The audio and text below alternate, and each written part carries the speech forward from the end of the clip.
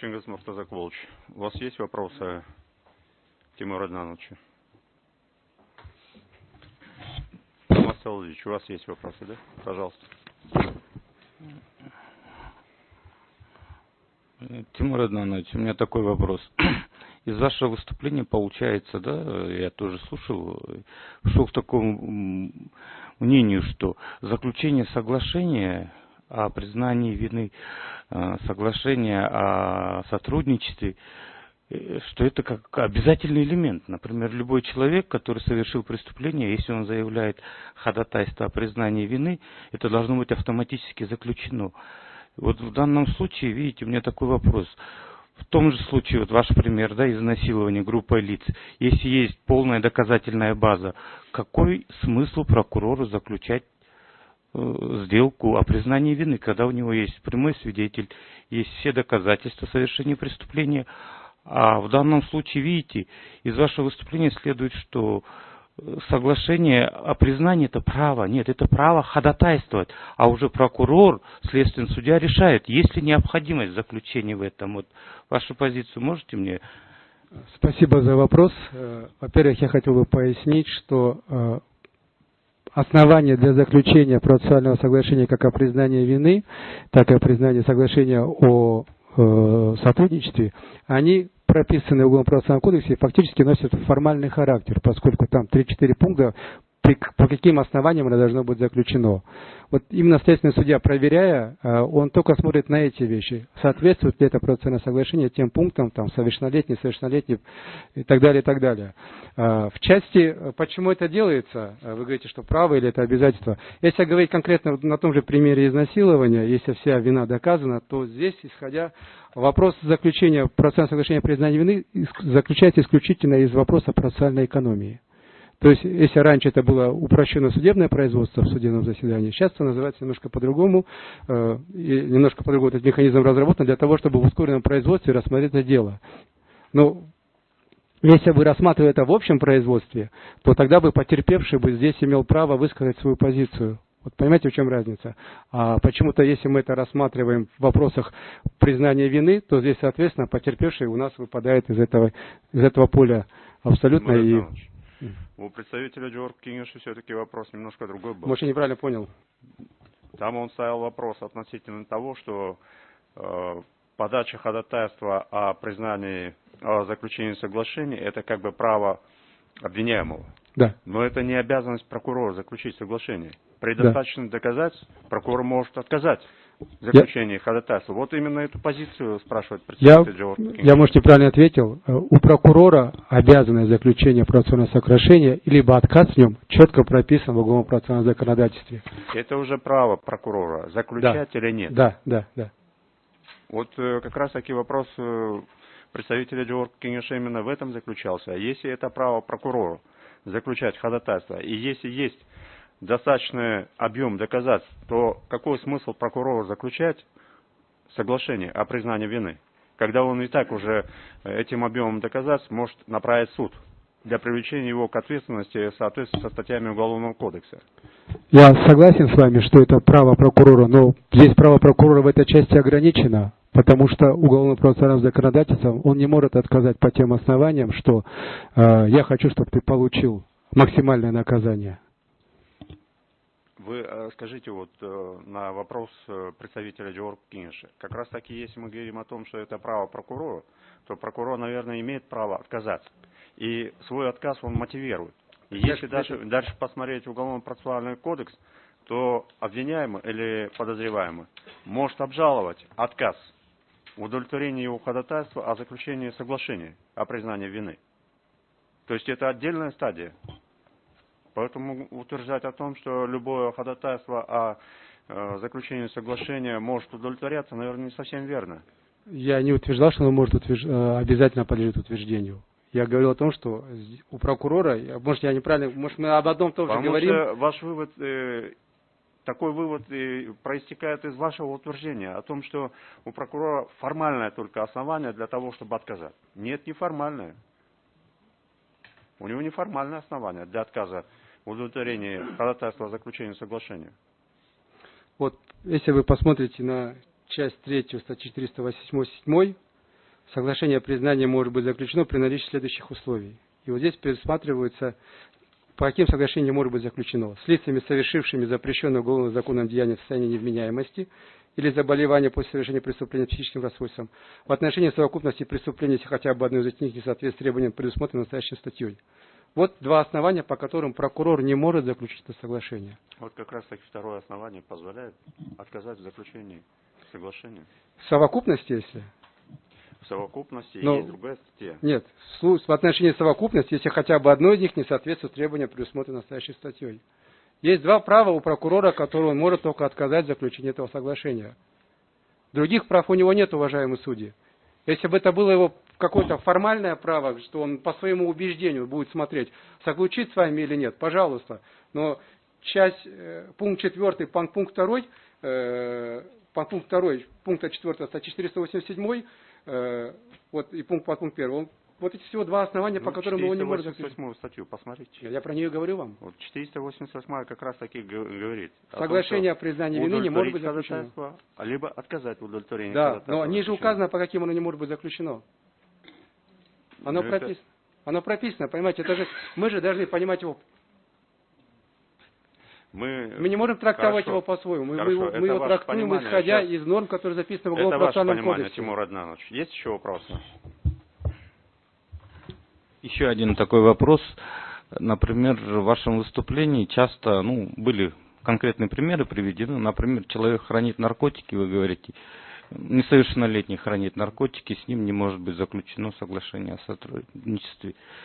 Так соглашение о сотрудничестве не может быть ни с кем не заключено, если человек обвиняется только в хранении наркотиков, потому что соглашения о сотрудничестве, они заключаются только по определенным категориям, особо тяжким, которые наносят, скажем, имеют большой общественный вред, только по тем категориям.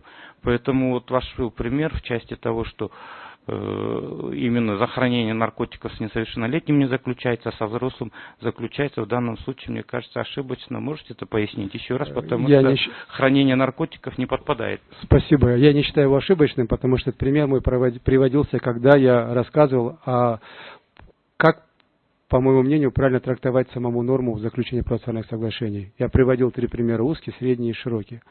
Исходя из смысла законодателей, когда разрабатывался закон, он предусматривал непосредственно процессуальное соглашение, предусматривало раскрытие различного рода тяжких, особо тяжких, общественно опасных, завуалированных скрытых преступлений. И поэтому я говорил, что неправильно было бы трактовать о том, что это преступление, например, может быть, процессуальное заключение может быть заключено только по тому преступлению, которое конкретно прописано. Мы должны трактовать его так, что человек может совершить любое преступление, которое не входит в состав перечня тех наказаний, за которые может быть заключено процессуальное соглашение, если он может своими действиями активными раскрыть вот эту всю преступную группу, которая непосредственно подпадает под тот состав. И в этом примере у меня был приведен как раз хранение наркотиков, где несовершеннолетний хранит наркотики, но ему известно, где он их берет, у кого берет, как это распространяется, какая цепочка здесь задействована.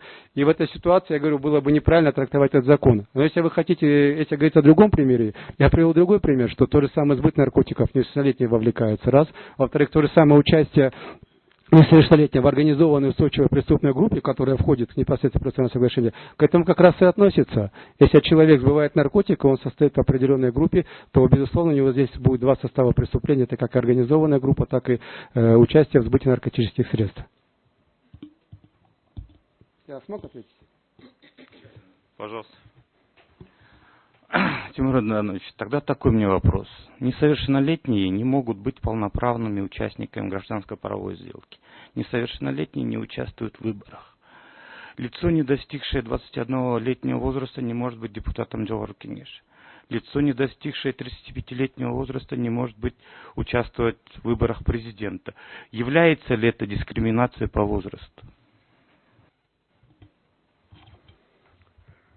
В гражданском праве вы имеете в виду? В Конституции вы же доводы приводите, что нарушаются права несовершеннолетних или именно по возрасту? Здесь вы немножко неправильно даете понимание этих вещей. Когда мы говорим о процессуальных соглашениях, мы говорим о взаимовыгодных вещах. То есть, с одной стороны, государство позволяет несовершеннолетнему высказать свою позицию, И в то же время за это государство, да, гарантирует ему определенные снисхождения. В той же части это волеизъявление несовершеннолетнего, которое не обладает какими-то ответными действиями со стороны государства. И, безусловно, лицо, если недееспособное, оно несовершеннолетнее, оно не может выражать такие свои гражданские позиции в этой части. Здесь мы говорим непосредственно о защите его права в рамках уголовного дела, чтобы человек мог любыми способами избежать возможности получить строгое наказание, чтобы человек, получив это наказание, не стал дальнейшим преступником, поскольку та же самая пробация, ювенальная юстиция, она абсолютно не распространяется на дела, связанные с тяжкими, особо тяжкими преступлениями. Если мы говорим про менее тяжкие преступления, то там еще как-то можно несовершеннолетнего в рамках Уголовного кодекса вывести из уголовной ответственности. А когда вопрос стоит о тяжких, особо тяжких преступлениях, у этого человека только один путь – лишение свободы, либо что-то еще, но в рамках более сниженных статей. Так вот, именно вот это процессуальное соглашение, они позволяют избежать этих моментов, чтобы человек не получил того особого вида наказания, которое могло бы потом привести к дальнейшему более тяжким последствиям для него самого. Есть еще вопрос? А в части избрания, например, то, что ограничение при избрании на должность депутатов, президента? Здесь не будет дискриминации, потому что он несовершеннолетний человек, он не может высказывать свою позицию. Но мы опять же не понимаем, вот как его можно соотносить к вопросам уголовного процесса. Это, по-моему, две разные вещи, две плоскости, потому что, я же об этом объясняю, в этой ситуации задачи какие стоят? Не то, что он выразит свое волеизъявление, а то, что он получит за это определенную возможность не стать дальше преступником, уйти от ответственности уголовной. Вопрос в этом стоит. Если вопрос сказал, что просто дайте мне проголосовать, я с вами согласился бы, но вопрос здесь совсем в другой плоскости, уважаемый суд. Спасибо. Больше нет вопросов, да? Уважаемый судья, есть вопросы? Пожалуйста, Кулам Маныч.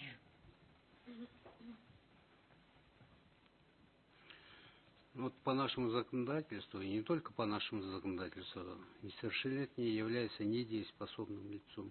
Вот сейчас вы тоже сказали о том, что не может несовершеннолетний выразить свою позицию, да? Можно ли с таким лицом заключать вот такие серьезные сделки, как соглашение о признании вины, соглашение о сотрудничестве?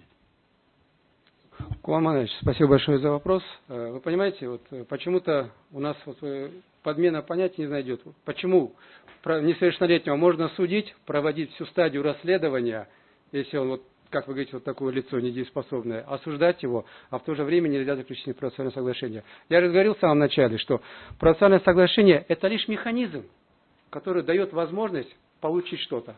А как эта процедура будет осуществляться? Она осуществляется через самые допросы, через самые необходимые следственные действия. Они осуществляться должны в рамках Уголовного процессуального кодекса, который предусматривает особые требования для несовершеннолетнего. Мы же этого не запрещаем, это просто нужно понимать следствию, это нужно понимать судьям, что процессуальное соглашение это не отдельный какой-то элемент, который все полностью исключает остальное. Если ты заключаешь процессуальное соглашение, то все твои действия и все твои наказания, в рамках которого должны назначаться, они должны руководствоваться, исходя из тех норм, которые прописаны для особенной категории людей, в том числе несовершеннолетних. Поэтому, если мы будем исходить из этого принципа, то в данной ситуации у несовершеннолетнего есть и защитники, есть и законные представители, то есть все эти нормы, которые позволяют защитить его права на простом процессе. Они защищают же его права, они ограничивают следствие в вопросах его каких-то там дискриминационных моментов, они ограничивают в других моментах, чтобы следствие было полноценным, всесторонним, чтобы несовершеннолетний в конечном итоге вышел оттуда человеком. Поэтому все эти нормы, они применимы и здесь. Я надеюсь, ответил на ваш вопрос. Есть еще вопрос, Кулам Маныч? Микрофон начал, пожалуйста. Пожалуйста, член республики. Тимур Иднанович, я хотела уточнить вашу позицию. Вот по многим статьям или нормам, которые вы поставили на проверку нам, хотелось бы уточнить, вы ставите эти нормы на предмет того, что процессуальное соглашение о признании вины и процессуальное соглашение о сотрудничестве не предусматривает возможности заключения этих процессуальных соглашений несовершеннолетним, да. И в этой части вы ставите, что они противоречат части 2 статьи 16. Да, так, да? Я указывал конкретно подпункты, потому что в одном подпункте написано право на заключение соглашения. И там перечислено, но нет, например, там слова согласие потерпевшего. Да. В другом пункте, например, право на отказ. Там тоже что-то не прописано. Да. То есть вы как бы не оспариваете сам порядок, который установлен по... Я не оспариваю сам порядок, да. Вы только в части, что это процессуальное соглашение невозможно заключить с несовершеннолетним. Абсолютно да? верно. В этой части. Абсолютно верно. Второй момент, да, что касается согласия потерпевшего, вот то, что вы говорите, на предмет какой статьи вы ставите, что это противоречит? Насколько я понимаю, вы поставили всю статью 31, да? В какой мере вы в данном случае, ваша позиция? Моя позиция в том, что потерпевший лишается права на справедливое судебное решение. К чему я это говорил? То, что справедливое судебное решение, если мы посмотрим на Уголовно-процессуальный кодекс, он должно вытекать из определенных моментов. Это всестороннее, объективное рассмотрение уголовного дела. Если я приводил практику предыдущего Уголовно-процессуального кодекса, когда судья имел, например, возможность применить другие элементы, там, наказание ниже низшего предела, да, или там определенные другие смягчающие обстоятельства. Он в этой ситуации исследовал в совокупность все уголовное дело, позволяющее определить, насколько это общественно опасный резонанс выдало это дело, мнение самого потерпевшего учесть. В этой же ситуации этого ничего не происходит, потому что судья уже просто обязан будет констатировать тот факт, что ему назначили. А у прокурора в нормах процессуального законодательства эти моменты тоже не прописаны. Он только смотрит на наличие согласия, что он совершеннолетний. Вот эти, понимаете, вопрос потерпевшего в этой ситуации выпадает. Вопрос объективного рассмотрения дела выпадает. Еще что я хотел бы добавить, понимаете? Вот сейчас совсем недавно в уголовном процессуальном законодательстве Российской Федерации внесли изменения. Конституционный суд буквально месяц назад отменил право заключения процессуального соглашения о признании вины по тяжким делам. Почему? Потому что практика сложилась таким образом, что выведя, например, у нас потерпевшего, у нас сейчас тоже происходит, выведя потерпевшего из процесса, следователи, расследуя уголовные дела, пользуясь этой возможностью, абсолютно проводит его некачественно и выпускает сюда дела, уверенно то, что дело там закроется, потому что потерпевшего не нужно мнение спрашивать, судья удовлетворяет, ходатайство о признании вины, и он доволен, и как бы преступление раскрыто. Так вот, из-за некачественного расследования уголовных дел в Российской Федерации уже вот такое процессуальное соглашение о признании вины в части тяжких дел запрещено. И такая же проблема будет и у нас. И поэтому роль потерпевшего в этой ситуации, она безусловно важна. Это, как, по крайней мере, элемент, который будет препятствовать. Вы помните все дело Садыркулова, да? Это живой же пример, когда подсудимый говорил, что это я, а обвиняемый, сторона защиты говорила, да это не ты там быть не мог. Тогда его осудили, что это он, но тогда были моменты оспорить эти вещи. А сейчас по вопросам неисследовательности доказательств уже оспаривать эти возможности нельзя. Если будет упрощенное судебное заседание и подсудимый, обвиняемый скажет, да это я совершил ДТП и человек умер, то отменить это решение уже будет невозможно, потому что исследовать доказательства уже будет нельзя.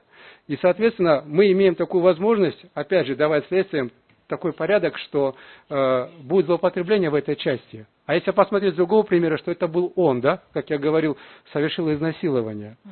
Как можно мерить это с материальной точки зрения? Как можно говорить о том, что человек раскаялся? Вот представьте себя на месте потерпевшего. Если человек, который совершил, может так смотреть ему в лицо, смеяться и говорить, да мне все равно будет, я все равно не сяду.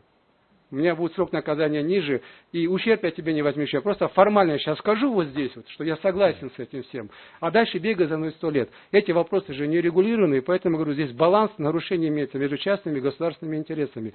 По крайней мере, я не спорю, не надо, может быть, писать, что обязательно его мнение. Но если вы посмотрите на вопросы назначения пробации, в уголовном процессуальном законе, в уголовном кодексе, то при назначении пробации, это когда выводят человека, совершившего до 5 лет лишения свободы, суд может освободить его от уголовной ответственности, там спрашивается, написано, там суд может учесть мнение потерпевшего. То есть не обязательно быть связано с тем, что мнение потерпевшего должно быть прям быть аксиомой. да или нет. Но, по крайней мере, потерпевшего нужно выслушать в этом вопросе. Но этот же вопрос и в этой же части абсолютно не регулирует. Он не то, что не может сказать, как он считает, он даже свое мнение выразить не может в этом моменте. Потому что все заключается, минуя него. Там всего 3 участника: следователь, защитник и подозреваемый, либо обвиняемый. Вопрос где идет. Вот. Еще один момент уточняющий, тогда, если мы говорим о согласии или о мнении потерпевшего по этому поводу, да? Вы имеете в виду вообще потерпевшего или потерпевшего несовершеннолетнего? Нет, потерпевшего вообще. Да. Несовершеннолетие только касается соглашения о сотрудничестве и признания вины. Пожалуйста, Маргарита Сумбекова. Тимур Иднанович, Да. в своем выступлении вы все-таки, мне кажется, минимизировали роль судьи, да, определяя его как нотариуса. Вот, к сожалению. Да, да. Ну, мне кажется, мне кажется, судья все-таки должен, и это делается, добровольность заключения соглашения. Он определяет, насколько это было добровольно. И если этой добровольности не было, то судья, естественно, нивелирует само заключение. Поэтому, мне кажется, определяя судью как нотариуса, минимизировать роль тоже нельзя, наверное. Да? Как вы думаете? Спасибо за замечание. Я, возможно, некорректно выразился. Я имел в виду ту ситуацию, когда добровольность присутствует, когда все эти процессуальные моменты учтены, и вопрос касается только назначения наказания. Безусловно, у судьи есть право и обязанность в рамках уголовного процессуального законодательства спросить у сторон об этом процессуальном соглашении, насколько оно прошло добровольно и сколько он осознает все эти последствия заключения такого процессуального соглашения. Но когда уже вся эта процедура заканчивается, к сожалению, мы не можем уже говорить о том, что здесь отправляется назначение наказания непосредственно судьей. Судья лишь констатирует то, что было совершено до него прокурором и санкционировано следственным судьей. Все. Есть еще вопрос? Эмиль Ильич, пожалуйста. У меня тоже уточняющий вопрос. Вы ответили на вопрос моего коллеги, что касательно несовершеннолетних, что вы имели в виду участие как в соглашении о признании вины, так и в соглашении о сотрудничестве. Да. В обоих случаях, да, вы имеете в виду? Так. Так, и второй момент. Все-таки вот касательно несовершеннолетних, вот с одной стороны, как вы сами как бы предположили, не нарушится ли вот этот как бы вот этот некий баланс возможностей в уголовном судопроизводстве? Насколько вот нужно оценивать риски вот неосознанного поведения несовершеннолетнего и риски того, что все-таки вот эта ситуация может быть ему навязана? Спасибо за вопрос. Да, мне понятен, но спасибо за вопрос. Понимаете, такие риски существуют и в период процессуального соглашения, и в период производства следствия. Они существуют в обоих случаях. Нельзя сказать, что в этой ситуации будет больше или нет. Но... Да, я вас понял. Следующий вопрос. А может, все-таки... Да. Я дополню, прошу прощения. Но к тому же сам особый порядок рассмотрения дела несовершеннолетних, он предусматривает определенные процедуры в данном моменте. Вот те же самые экспертизы на предмет врет, не врет, так далее, так далее. То есть эти моменты, они не запрещены, опять же, при проведении самого предварительной подготовки для заключения этого процессуального соглашения. То есть это все можно в рамках этого произвести и понять, для того, чтобы уже насколько человек правильно говорит или неправильно говорит при заключении этого процессуального соглашения. Я думаю, здесь таких опасностей не будет. Пожалуйста. Касательно потерпевшего, вы все-таки как бы акцентируете на том, что фактически по соглашению и по требованию вот этих оспариваемых норм он не требует фактического возмещения ущерба, да? То есть только признание или неоспаривание, скажем, размеров ущерба, который был нанесен потерпевшему. Нет, немножко другая формулировка. Он не связан, вот так скажем, только с требованиями возмещения ущерба, потому что у потерпевшего, например, может быть вопрос не стоять, чтобы мне возместили материальный ущерб. У него вопрос может быть стоять только справедливости, чтобы человек понес справедливое наказание, как предусмотрено Уголовно-процессуальным кодексом, в рамках соответствующей санкции статьи. А вот эти соответствующие нормы, позволяющие избежать такой санкции статьи, это и есть вот конкретно процессуальное соглашение о признании вины, так как оно позволит тому человеку снизить себе наказание, либо уйти от ответственности от него в целом. В ваших аргументах прослеживается такая интересная ситуация. Да? С одной стороны, как бы вы соглашаетесь с необходимостью, вот, скажем, в правовом регулировании, вообще в присутствии вот подобных процессуальных соглашений. Да?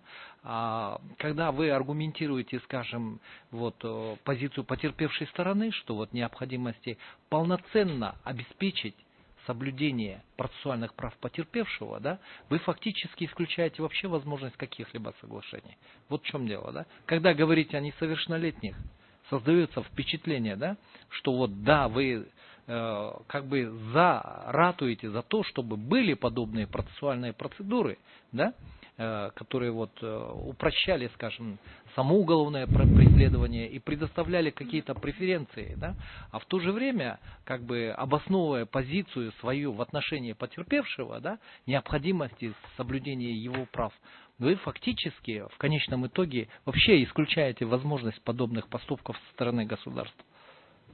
Вот как вот вам понятен, да, это? Не совсем? Ну, ладно. Можно я вот добавлю в роли потерпевшего, может быть, я неправильно, не до конца донес. Почему? Вот если мы рассмотрим два вида соглашения, процессуальное соглашение о сотрудничестве и процессуальное соглашение о признании вины, то в вопросах роли потерпевшего в процессуальном соглашении о сотрудничестве я всеми руками за то, чтобы роли потерпевшего в этой ситуации была нулевая, поскольку это уже было и предметом рассмотрения и в Российской Федерации Конституционным судом, поскольку в этой ситуации ставятся вопросы интереса государства и вопросы интересов граждан. То есть, жертвуя какой-то определенной возможностью ограничить индивидуально одно лицо, тем самым государство все равно дает возможность большему индивидууму избежать какой-то определенной опасности. Здесь вот такая есть грань. Но что касается вопроса непосредственно соглашения, то тут ответной реакции нет. Тут только вопрос стоит в процессуальной экономии. А по моему мнению, процессуальную экономию никогда нельзя ставить выше, чем интересы индивидуального, чем субъекта, человека. Пожалуйста, Чулпан Мухон. Тимур Иванович, вы вот 487 статью оспариваете ее конституционность только лишь потому, что здесь не ставятся несовершеннолетнего интереса, да, что нельзя с ним заключать соглашение. Вот законодательно вот весь уголовно-процессуальный кодекс, гражданско-процессуальный кодекс, он как бы красной нитью проходит защита интересов несовершеннолетнего. У него особый порядок вызова в органы следствия, чтобы не знали об этом одноклассники, чтобы не знали соседи, особый порядок допроса, особый порядок рассмотрения этого дела и даже назначения наказания, да?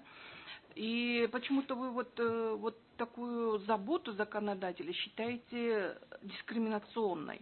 И вот даже вы вот приводите пример неустанно о том, что несовершеннолетними могут быть известны, допустим, если он участник, соучастник, да, о привлечении его в качестве за распространение, хранение наркотических средств. И вы говорите, если ему будет известно, откуда это поступает, кто поставляет, кто вовлек его, да, это же, если с ним заключать соглашение, это будет противостояние его целой группой участников этого наркотрафика. И здесь законодатель также учитывает его интересы, защищает интересы. А почему вы считаете дискриминационно именно вот в этой норме, вот в этой части? Я в этой части дискриминационно его не считал. Я изначально говорил то, что все процедуры, которые проводятся с несовершеннолетним в рамках заключения процессуального соглашения, должны проводиться в рамках процедур, предусмотренных вот главой 54, 56, по-моему, да, Уголовно-процессуального кодекса, где процессуальные процедуры прописаны. К тому же само процессуальное соглашение, оно предусматривает вопрос защиты таких лиц. Сам процесс, оно предусматривает вопрос такой защиты лиц. Сами эти особые процедуры тоже предусматривают вопрос защиты этих лиц. То есть они могут вызываться отдельно в суд или не вызываться. Их показания могут запечатываться в конверты или не запечатываться. То есть здесь я не говорю, что в этой части есть дискриминация. Наоборот, я говорю то, что само заключение соглашений, оно должно производиться в рамках этих процедур. А дискриминация заключается в том, что он просто лишен этого механизма. Он лишен этого механизма. И права на получение справедливого решения, соответственно. третью вы ставите, ну, как бы приводите в пример, да, что прокурор в своем соглашении указывает размер и вид наказания, да, которые должны быть применены судом при рассмотрении этого дела. А вы почему-то не ставите же эту статью, да, вот неконституционной? Она не должна стать, просто если в других статьях будет указано про несовершеннолетнего, то уже будет понятно, что эта норма распространяется и на него. Я указал именно те статьи, пункты, где должно быть слово несовершеннолетний, либо потерпевший прописан. А вот и третий вопрос. Вот 496-ю вы ссылаете, что вот такой упрощенный порядок после заключения соглашения и признания вины, оно в последующем не обжалуется. Здесь действительно приговор, постановленный без проведения судебного разбирательства, не может быть обжалован в апелляционном порядке. Но есть следующая норма, которая говорит, что если, как вы вот приводили пример, да, что я вот заключу соглашение, а потом ты за мной 100 лет бегай, я тебе ничего не возмещу, и ничего ты со мной не сделаешь, да. Но если будет видно, если после постановления обвинительного приговора в соответствии с положением настоящей главы будет обнаружено, что обвиняемый умышленно сообщил ложные сведения, то этот приговор может подлежать пересмотру. Вы немножко соединили несколько вещей в одно.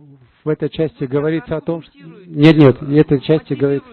Нет, вы меня неправильно поняли. В этой части говорится о процессуальном соглашении о сотрудничестве. Если обвиняемый сообщил ложные показания, которые в итоге привели к тому, что он сам понес меньшее наказание, на других осудили, а потом это выяснилось, что неправда, тогда это пересматривается. А что касается соглашения о признании вины, то здесь это к этому отношения никакого не имеет. Это совсем другому процессуальному соглашению идет речь. Пожалуйста, Эмиль Жолдасович. У меня последний вопрос к вам. Вот, касательно несовершеннолетних.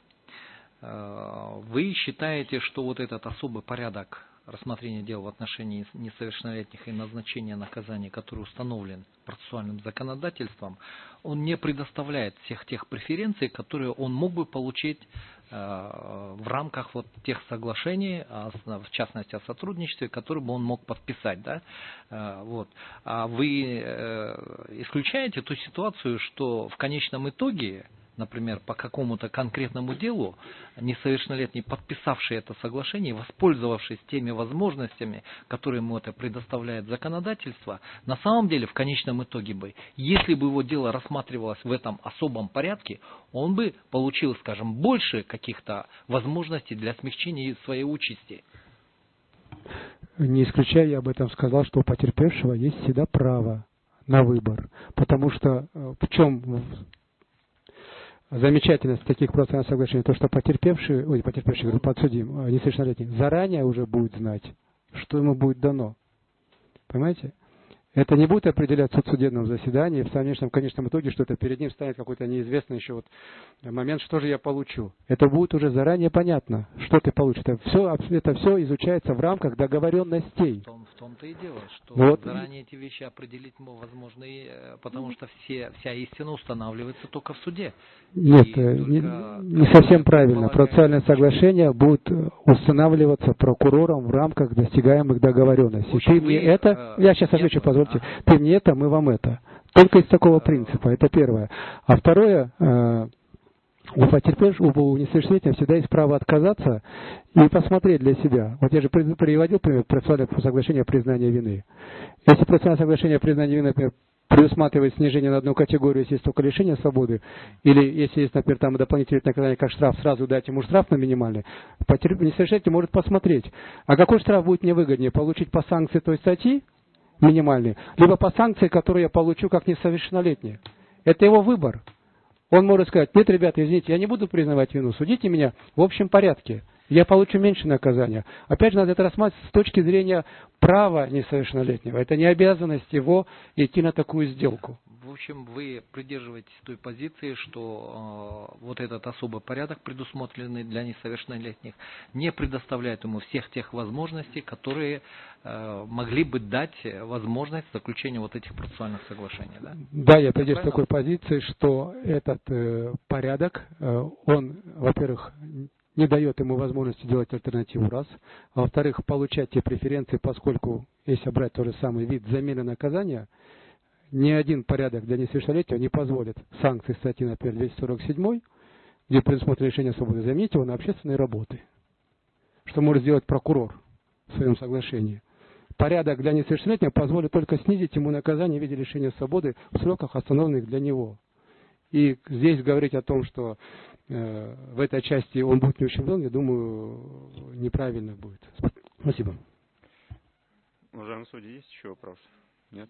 Спасибо, присаживайтесь.